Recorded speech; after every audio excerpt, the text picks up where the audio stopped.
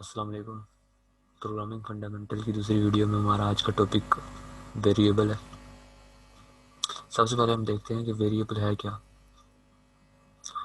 A variable is a name of given to a memory location. कोई memory है जिसको हमने एक नाम दिया, हम उसको एक वेरिएबल कहते हैं। It is a basic unit of the storage in a program. एक बेसिक यूनिट है किसी मेमोरी का, block. The value store in variable can be change during program execution. जो सी वेरिएबल की हम वैल्यू वो हम प्रोग्राम में कभी हम चेंज कर सकते हैं। जब हम कोई वेरिएबल बनाते हैं तो वो इस तरह बनता है। उस वेरिएबल का नाम होता है, उसमें कुछ कोई ना कोई वैल्यू स्टोर की जाती है, और उसका उस वेरिएबल का कोई ना कोई एड्रेस होता है। इस तरह ये एक, जब हमने ए बनाया तो एक मेमोरी ब्लॉक बन गया और उसका कोई कोई एड्रेस था, और उस मेमोरी ब्लॉक का एक नाम था, और उस मेमोरी ब्लॉक में कोई वैल्यू पड़ी हुई थी 50।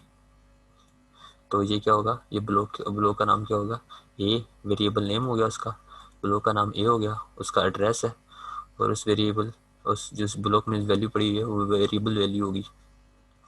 आगे देखते हैं। Rule for naming variable.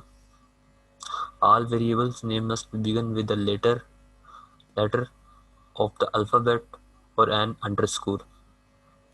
Example, कोई भी वेरिएबल होगा वो शुरू या अंडरस्कोर से होगा या अल्फ़ाबेट से होगा, लेटर से। या तो मिसाल के तौर पर या तो एक अंडरस्कोर ए होगा या खाली ए होगा, ऐसे शुरू होगा, अंडरस्कोर और अल्फ़ाबेट से शुरू होगा। दूसरा क्या रूल है, जब हम उसको अंडरस्कोर या अल्फ़ाबेट से कर लेंगे तो हम उसके बाद हम उसमें नंबर भी रख सकते हैं, जैसे अंडरस्कोर A1 या A1। लेकिन हमें सबसे शुरू में अंडरस्कोर या अल्फ़ाबेट रखना पड़ेगा, हम 1 नहीं रख सकते। और variable name are case sensitive. हमने जो सा वेरिएबल का नाम एक दफ़ा रख दिया प्रोग्राम में, वो हम दोबारा नहीं रख किसी और को नहीं दे सकते। एक दफ़ा बन गया वो बन गया, ठीक है, केस सेंसिटिव है ये। No space or special character are allowed.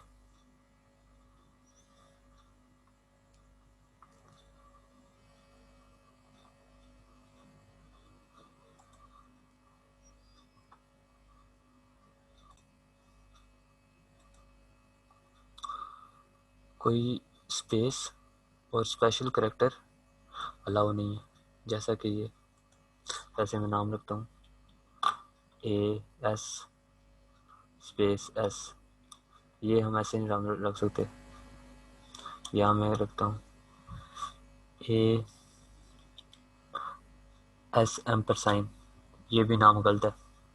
ना कोई स्पेशल करेक्टर इस्तेमाल कर सकते हैं और ना कोई वेरिएबल के दरमियान में स्पेस होगी, ठीक है, ऐसे मैं रख सकता हूँ SS, ये सही नाम है वेरिएबल का।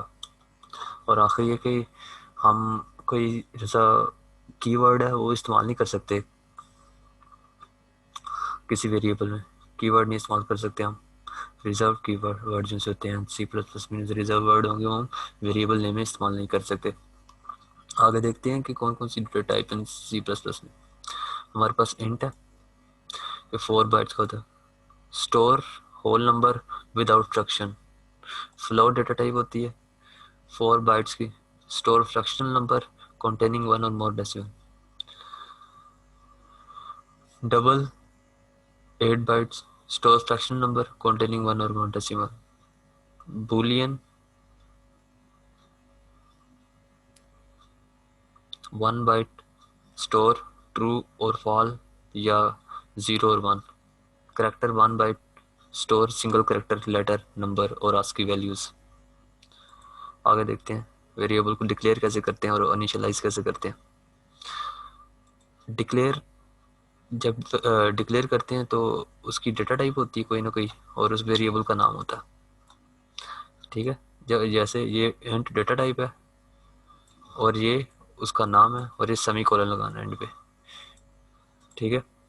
और जब हम ये इंट ए लिखेंगे ना तो मेमोरी में ये एक ब्लॉक बन जाएगा जिसका नाम ए होगा। ये वेरिएबल, ठीक है।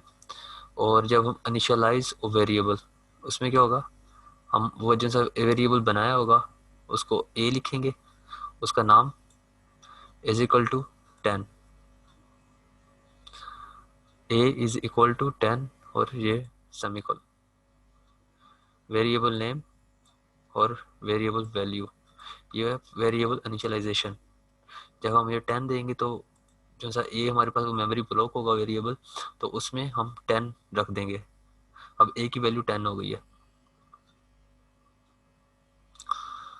इसको हम कोड करके देखते हैं।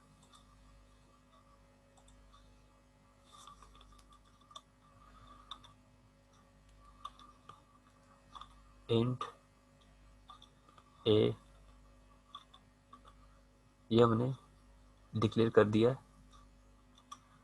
वेरिएबल ए। हमने इसकी अब हम इसको कोई ना कोई वैल्यू दे देते हैं। ए इज इक्वल टू 10, और प्रिंट करवाने के लिए हम सी आउट यूज़ करते हैं, कंसोल आउट, सी आउट, और वेरिएबल का नाम रखेंगे और रन करेंगे। ये देखें A10, ए की वैल्यू प्रिंट हो गई। एक तो ये है इनिशियलाइज करवाने का तरीका। दूसरा तरीका ये है कि जब हम वेरिएबल बनाएं, डिक्लेयर करें, उसके साथ ही हम उसकी वैल्यू साइन कर दें। इसके साथ ही मैं कर देता हूँ 10 सी आउट ए 10। ये दो तरीके हैं वेरिएबल डिक्लेयर करने का,